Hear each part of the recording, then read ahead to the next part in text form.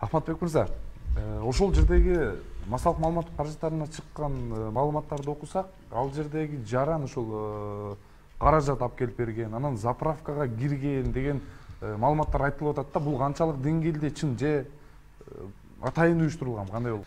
Биз үгүттөө иштери боюнча атайын микрофон коюлуп, машина шаарда айланып жүрөт.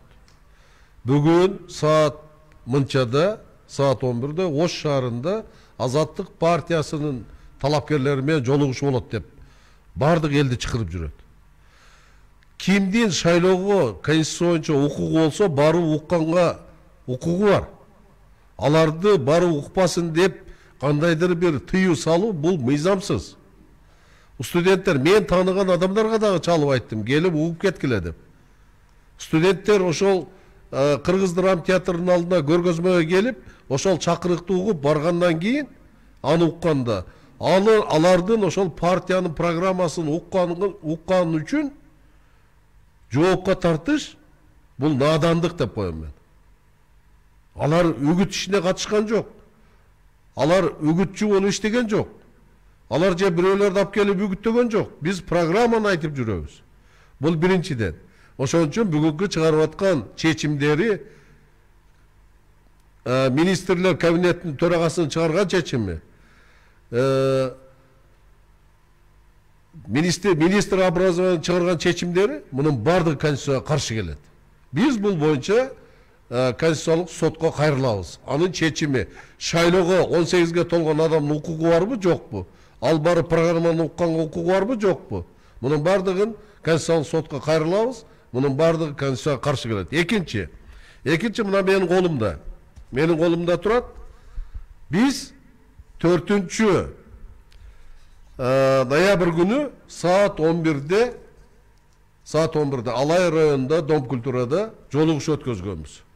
Бизден кийин саат 2-де бүтүн Кыргызстан партиясы жолугуш өткөздү. Ошол эле күнү. Саат 11-ге чейин маданият кызматкерлеринин майрамы деп бүткүл район боюнча чогулуш болгон. Салтанаттуу чогулуш. Мен колумда турат. Мына бизге айтып аткан адамдын мына 4-үндө кечки саат 6-да башталган Борбордук шайлоо комиссиясынын чечими. Мына колумда, бул интернетте турат. Ошол чечимдин негизинде 7-чи маселе болуп, ошол биздин жаңкы айтып аткан адамды доверенный адам кылып бекитишкен. Саат 6-да башталса, ал саат 7-8-ге барып туруп ушул чечим чыккан. Ал эми болуп аткан окуя. Мынакей видеокамерадан алынган нерсе, могул машинанын водители ушуну тартып, могул заправкада адамдар, машиналар көбөйүп кетиптир. Ушулар очередте турган деген маалымат саат 4-төн 19 мүнөт өткөндө болгон. Мынакей.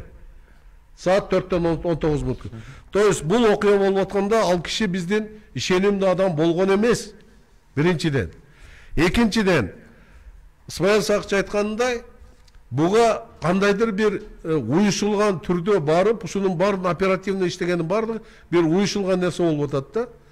Уюшулган барып, бул жерден УВДнын орун басары барып, ошол мен ушул маселени чечкени келдим деп, алда жолу менен кол койдуруп, эчтекени окутпай, биринчи күнү 9 саат, экинчи күнү 10 саат кармап, 72-ге чыккан адамды.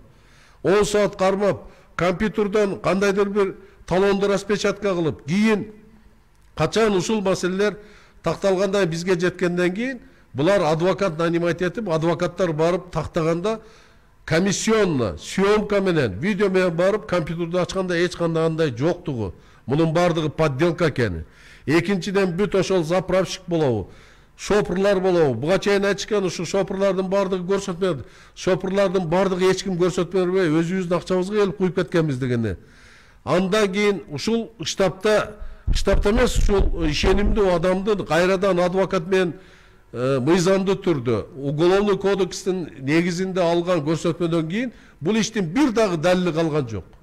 Ошол далили калбаганына айласы кеткен, а бирок булар Борбордук шайлоо комиссиясына жана өзүнүн жетекчилерине биз муну тактадык деп маалымат берип жүргөн.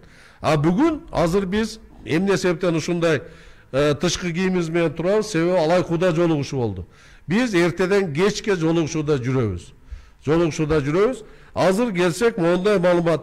Ошол Алай Роудун иштеген следовательдер эми өздөрү кетирген кемчилдиктин бардыгын аныкташ үчүн адвокаттардын артынан алардын жолун тосуп, колун бурап, кайрып, мынакей бул съемкаларыбыз интернетке чыгат. Мунун бардыгы артынан жалдыруу иретинде, ошону тактоо иретинде ушул материалдарды көтөрүп жүргөнү бул далил болуп эсептелет. Мунун бардыгы кандайдыр бир күчтөрдүн, мүмкүн Азаттык партиясынын бүгүнкү күндө иштегенди, элдин келгени, элдин колдогону бирөө жарымда жакпай аткандыр. Бирок шайлоо деген шайлоо, ал таза өтүш керек. Биз эч кимге эчтеке таркатып, же болбосо кандайдыр бир нерсе, мыйзамды бузган нерсени жасаганыбыз жок. Мисалы, Алайкуга жетиш үчүн ошол жолдордун кебетесин көрүп, 6-7 саатта жетип, кайра 7 саатта азыр кайрып келдик. Ошол жерде миңдеген адамдардын топтолгонун, алардын көйгөйүн угуп, биз 29-нан баштап бүт Азаттык партиясындагы чыккан талапкерлер жерлерде, областтардын бардык районун калтырбай кыдырып келатабыз. Бул маселе менен биздин алектенгенге даже убактыбыз дагы жок. Муну укканга да убактыбыз жок. Бирөөлөрдү барып жада калса ошол агитатор болобу, башкалар менен жолугуп сүйлөшкөнгө убактыбыз жок. Биз иш алып барып атабыз. Аны кандай шайлайт, аны убактысы келгенде эл шайлап болот. Рахмат. Могу далилдердин бардыгы бар, бул менин колумда. Биз бул боюнча башкы прокуратурада кайрылдык. Бир эмес, 2 жолу кайрылдык. Райондун прокуратурасына да кайрылдык. Кайрылып атабыз. Мына мыйзам бузуу УВД тараптан, мыйзам РОВД тараптан мыйзам бузуулар кетип атат. Мыйзамды тебелеп, эч кандай адвокаты жок, 10 саат, 15 саат түнү менен кармаган токтотуш керек деген сөздөргө бүгүнкүдө эч кандай биз жооп ала элекпиз.